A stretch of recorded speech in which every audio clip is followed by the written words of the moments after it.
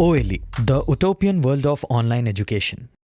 Hello dear students, welcome to OLE. So in our previous session we were studying about the sound. What we have studied in sound, what is echo, and then in our next session we studied about the different forms of sound, the different characteristics of sound. So let's recap sound. Okay. So what we studied in our previous session, that if we are going to disturb any stretched wire which is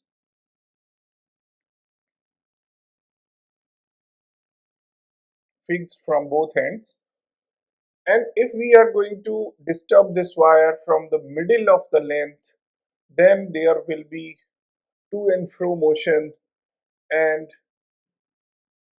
it will move like this. It will have the frequency 1, f is equal to 1, and it will have lambda by 2, or we can say that lambda wavelength.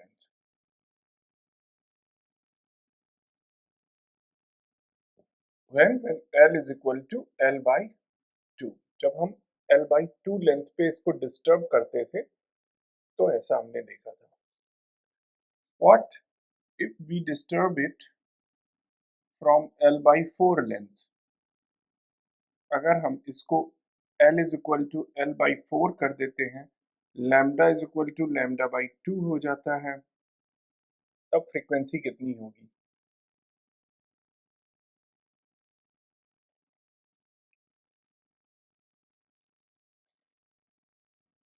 One, two, three, four.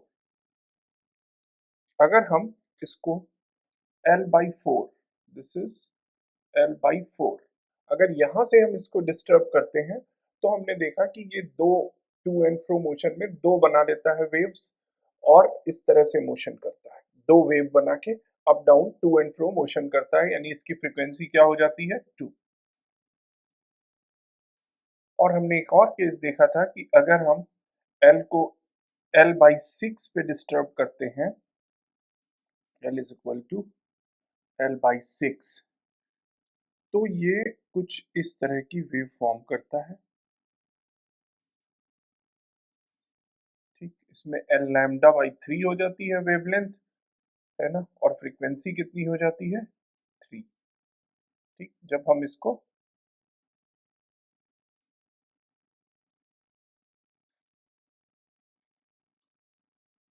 L by 6 length पे disturb करते हैं तब उस case में, यानी यहाँ से ये इतनी जो लेंथ है ये L बाई 6 है, तब ये 3 फ्रीक्वेंसी बनाता है, like this. Okay, L by 6 length पे जब हम इसको डिस्टर्ब करते हैं. Okay, today we will know कि हम जो दो ये हमारे नोड्स हैं इनको हम क्या बोलते हैं? नोड्स. इन नोड्स के बीच जो वेवलेंथ होती है, एक्चुअल वेवलेंथ जो होती है वो लैम्डा बाई 2 होती है. क्या होती है lambda by 2? Wavelength between two nodes is equal to lambda by 2. अब यहां पे फर्स्ट केस जो है, इसमें जो ये ऑसिलेशन हो रहा है, इस ऑसिलेशन को हम क्या बोलते हैं? इसको हम बोलते हैं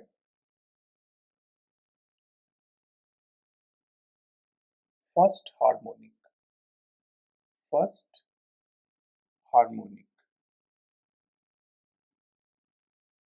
ठीक, और फंडामेंटल टोन,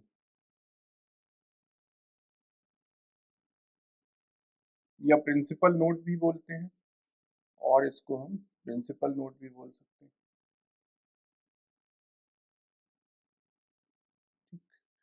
तो ये जो एक सिर्फ इसमें फ्रीक्वेंसी जिसकी एक होती है वो फर्स्ट हार्मोनिक होता है, इसको हम फंडामेंटल टोन या प्रिंसिपल नोट भी बोल सकते हैं, जिसमें फ्रीक्वेंसी 2 होती है।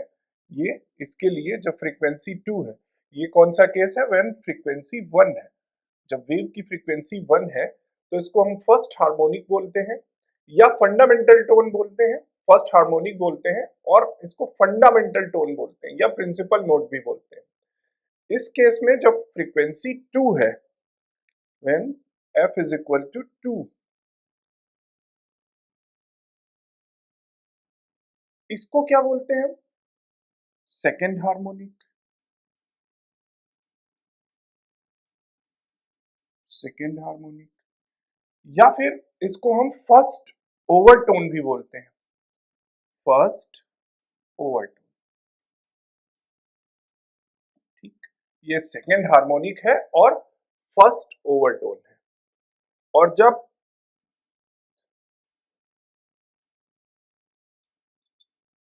f इज इक्वल टू 3 है, f इज इक्वल टू 3 है, तो इसको हम क्या बोलते हैं, थर्ड हार्मोनिक। थर्ड हार्मोनिक और second overtone. Second overtone.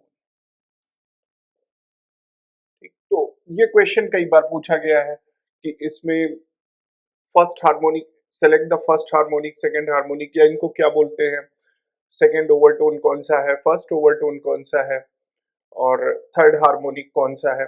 So basically क्या होता है, जहां पर फ्रीक्वेंसी 1 होगी वो फर्स्ट हार्मोनिक है, उसको हम प्रिंसिपल नोट या फिर फंडामेंटल टोन बोलते हैं।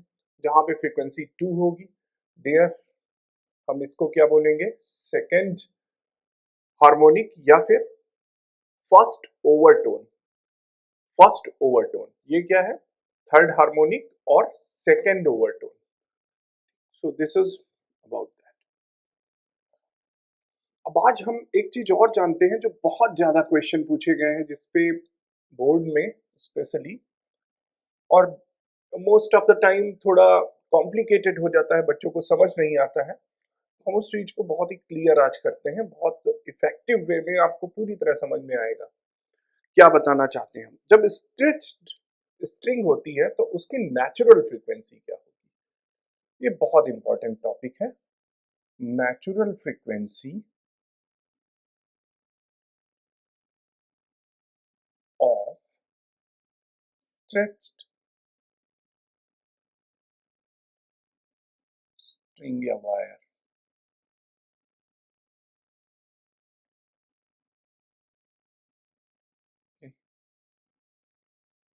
ये देखते हैं आज। ये हमारे पास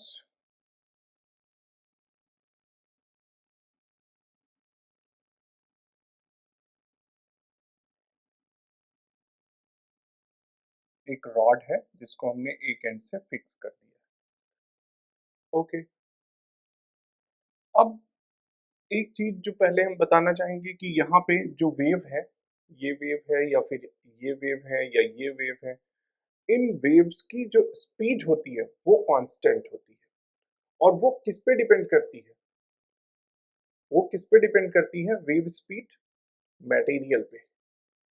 वेव स्पीड के बारे में हम थोड़ा और डिस्कस कर लेते हैं, उसी के बेसिस पे हम इसको देखेंगे फिर। सो वेव स्पीड होती क्या है, v is equal to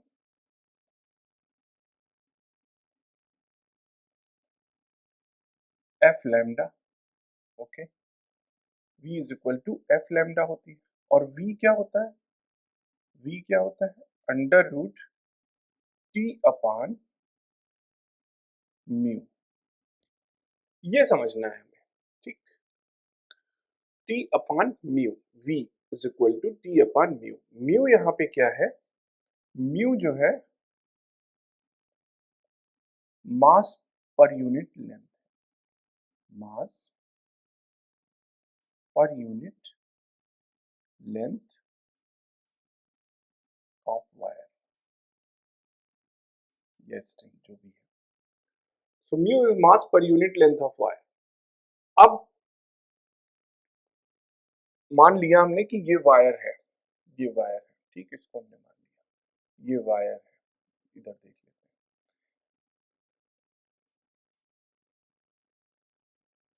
okay, इसका रेडियस आर है, इस वायर का रेडियस आर है।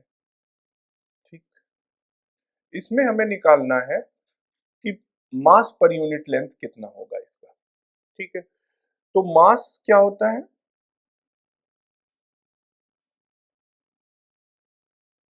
डेंसिटी का फार्मूला आपको याद होगा।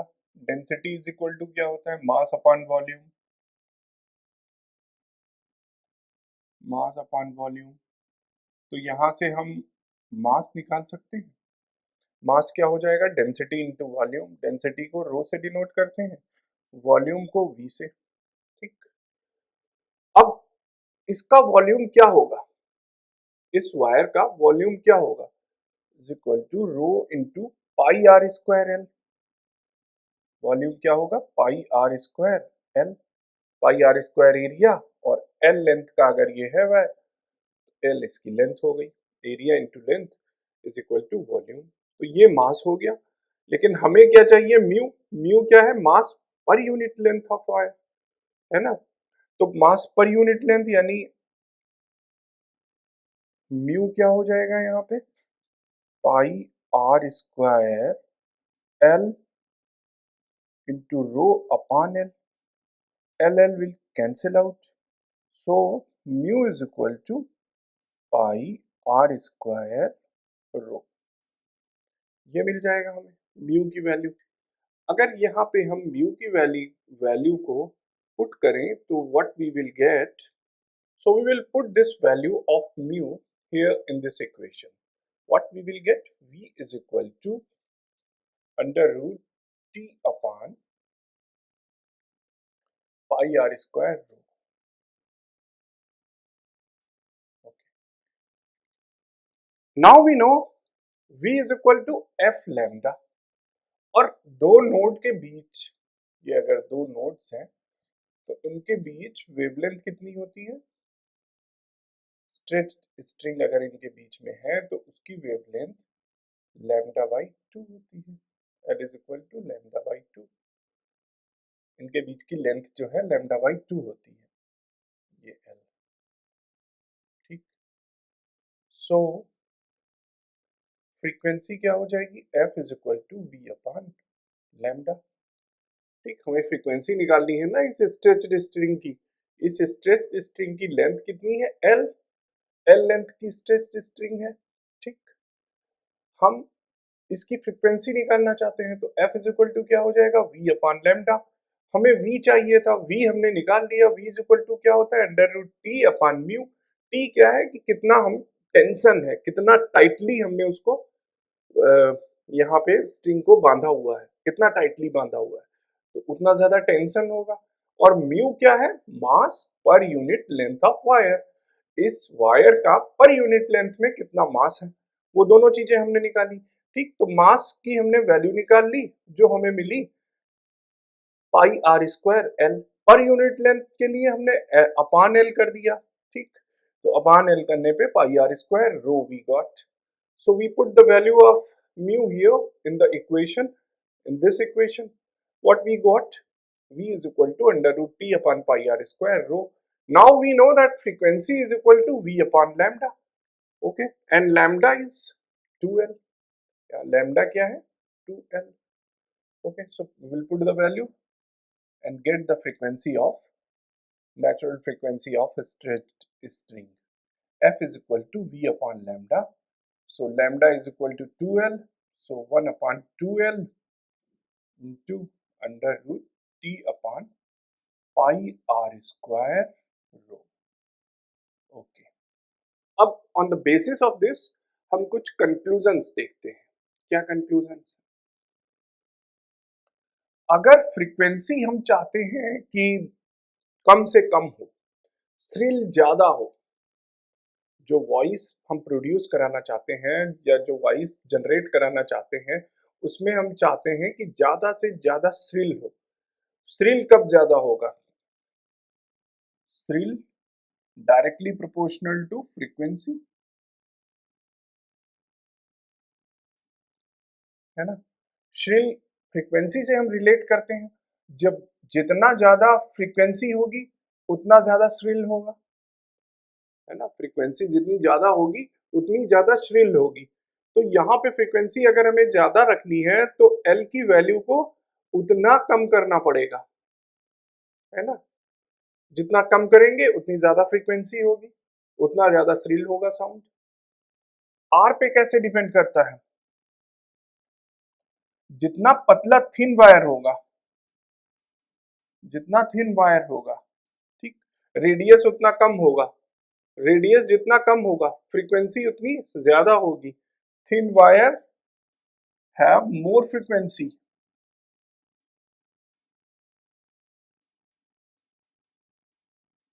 और अब क्या होगा, श्रिल, अब वो जो वॉइस होगी वो उतनी ज्यादा श्रिल होगी, ठीक। अगर हम थिक वायर ले लें तो बास बढ़ जाएगा, वॉइस का साउंड का बास बढ़ जाएगा, ठीक। I should use sound in place of voice, okay. So if I said voice then correct it, it will be sound. सो अगर हम थिक वायर लेते हैं, मोटी तार लेते हैं, तो उसका क्या हो जाएगा, बास बढ़ जाएगा, ठीक। उतना ज्यादा मोटी आवाज होगी, ये उतनी ज्यादा पतली आवाज होगी जितना रेडियस कम होगा, ओके। टी पे कैसे डिपेंड कर रहा है, जितना टाइट हम बांधेंगे, जितना ज्यादा उसमें टेंशन होगा उतनी ज्यादा फ्रीक्वेंसी होगी, है ना। और जितनी ज्यादा फ्रीक्वेंसी होगी उतना ज्यादा सेल। तो अगर हम टाइट कम कर दें तो बास बढ़ जाएगा, और अगर टाइट ज्यादा कर दें तो श्रिल ज्यादा होगी साउंड, ओके। तो इस तरह से साउंड जो है, हम जब गिटार में स्ट्रेच्ड स्ट्रिंग होती है, ठीक, तो मोटी वायर भी लगी होती है, पतली वायर भी लगी होती है उसमें। मोटी वायर हम किस लिए लगाते हैं, ताकि साउंड को बास ज्यादा दे सकें। जो थिन वायर होती है that is used for shrill, जब हमें श्रिल चाहिए होता है then we press thin wire, जब हमें बास चाहिए होता है then we press thick wire, मोटी वाली, ठीक। So this formula is very important. Many conclusions we made on the basis of this formula.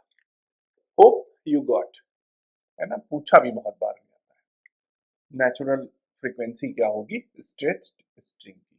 तो सिंपल आपको क्या करना है, नेचुरल फ्रीक्वेंसी निकालनी है ना, तो सबसे पहले फ्रीक्वेंसी से ही आपके दिमाग में क्या आना चाहिए, जैसे ही आपके दिमाग में फ्रीक्वेंसी आई यानी F is equal to V upon lambda, यानी आपको वी चाहिए, ठीक, और लैम्डा चाहिए। तो लैम्डा क्या होगा, ये अगर एल लेंथ की वायर है जो इन दोनों के बीच में बंधी हुई है तो लैम्डा बाई 2 होती है, यहाँ पे L is equal to lambda by 2, ठीक, या lambda is equal to 2l हो जाएगा। और v का फार्मूला हमें मालूम है t अपॉन म्यू, ठीक। तो ये दोनों चीजें हमें मालूम है। म्यू क्या है यहाँ पे, मास पर यूनिट लेंथ।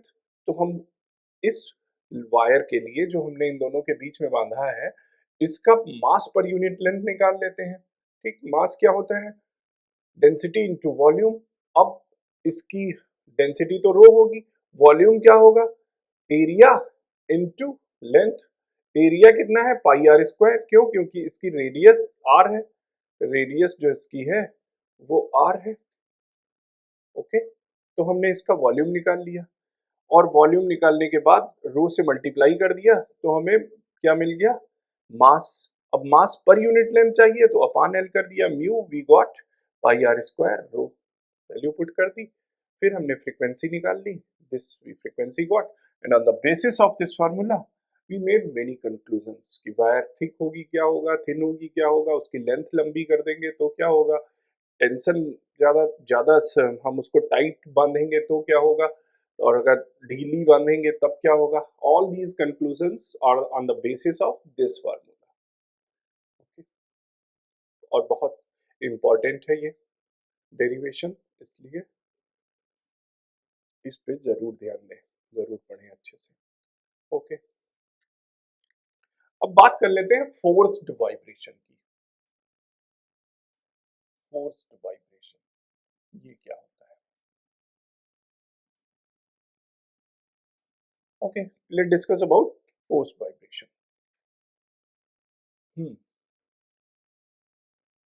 माना हमने कि ये एक रॉड है, जिसको हमने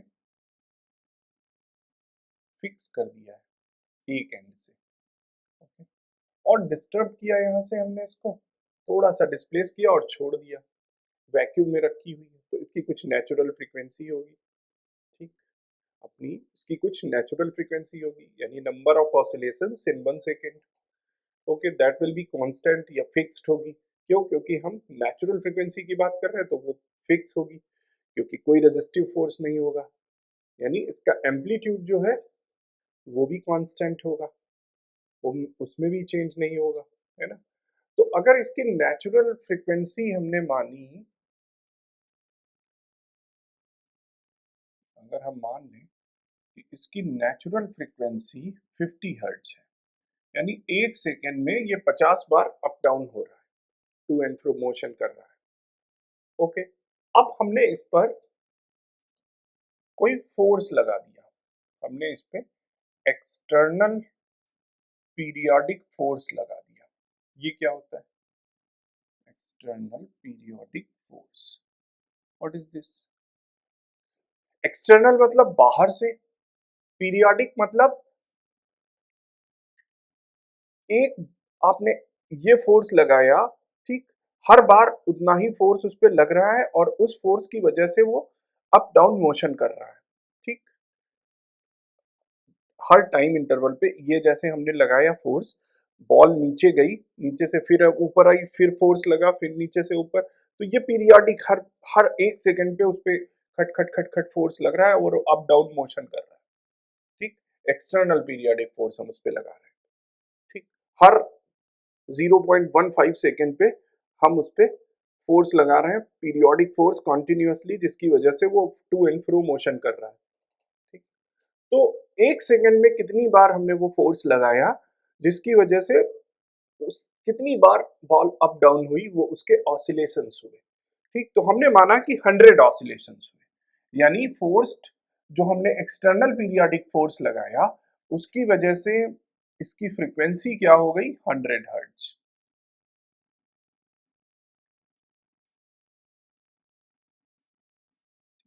या इसको हम जैसे यहाँ पे हमने कोई फोर्स लगाया, ऊपर गया, फिर फोर्स, फिर तो एक सेकेंड में 50 बार हमने इस पे ऐसे किया और 50 बार ये 100 बार ये 100 लिया ना, तो 100 बार ये एक सेकेंड में अप डाउन हुआ, खट खट खट खट खट, लगातार उस पे फोर्स लगाते रहे, 100 बार एक सेकेंड में अप डाउन मोशन हुआ, ठीक, यानी इसकी फ्रीक्वेंसी क्या हो गई? 100 हर्ट्ज। ये क्या है इसकी फ्रीक्वेंसी? ये नेचुरल फ्रीक्वेंसी है, और ये जो हमने एक्सटर्नल पीरियोडिक फोर्स लगाया उसकी वजह से फ्रीक्वेंसी है। अब ये किस फ्रीक्वेंसी से मोशन करेगा? अब इसकी फ्रीक्वेंसी क्या होगी? 50 हर्ट्ज होगी या 100 हर्ट्ज होगी? ये अब एक्सटर्नल पीरियोडिक फोर्स की फ्रीक्वेंसी से ऑसिलेट करेगा। ये रॉड जो है, अब एक्सटर्नल पीरियोडिक फोर्स की जो फ्रीक्वेंसी होगी उससे ये ऑसिलेशन करेगा, यानी अब 100 टाइम ये अप डाउन मोशन करेगा, 50 टाइम नहीं, 100 टाइम अब ये अप डाउन मोशन करेगा, ठीक। इसकी वजह से होगा क्या? अब उसका एम्पलीट्यूड कम हो जाएगा, अब उसका एम्पलीट्यूड कम हो जाएगा, ऑसिलेशंस तो करेगा, ठीक, पहले नेचुरल ऑसिलेशन कर रहा था, अपने मन से कर रहा था, अब हम उस पर फोर्स लगा रहे हैं तब वो वाइब्रेशन कर रहा है, और किसी भी चीज को फोर्सफुली आप करते हो अगर, तो एम्पलीट्यूड रिजल्ट हमेशा घट के मिलता है। That is what we are seeing here, कि जब हम force external time periodic force लगा रहे हैं तो उसका एम्पलीट्यूड क्या हो जाता है? घट जाता है, amplitude decreases, okay, when we are applying the external periodic force, इस केस में एम्पलीट्यूड क्या हो जाएगा? डिक्रीज कर जाएगा, ओके। अगर हम जो फोर्स लगा रहे हैं एक्सटर्नल पीरियोडिक फोर्स, उसकी वजह से 50 टाइम अप डाउन हो, अब क्या हो गया? अब तो वो नेचुरल फ्रीक्वेंसी के बराबर हो गया, एक्सटर्नल पीरियोडिक फोर्स की वजह से वो 50 टाइम अप डाउन हो रहा है और इसकी नेचुरल फ्रीक्वेंसी भी 50 है। अब रेजोनेंस होगा, अब क्या होगा? रेजोनेंस, रेजोनेंस क्या है? ये एक ऐसा फिनोमिना है जिसमें जो हम फोर्स्ड वाइब्रेशन कर रहे हैं, यानी एक्सटर्नल फोर्स लगा के जो वाइब्रेशन करा रहे हैं, और जो इसका नेचुरल वाइब्रेशन है किसी भी ऑब्जेक्ट का, वो दोनों जब बराबर हो जाते हैं, इक्वल हो जाते हैं, तो रेजोनेंस का फिनोमिना अकर करता है। According to the resonance phenomena फिर एम्पलीट्यूड बहुत ज्यादा हो जाता है, टेंडिंग टू इनफाइनाइट। एम्पलीट्यूड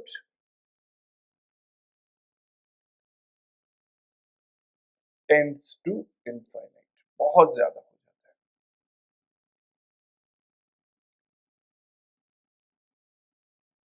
अब इसके एग्जाम्पल क्या है रेजोनेंस के?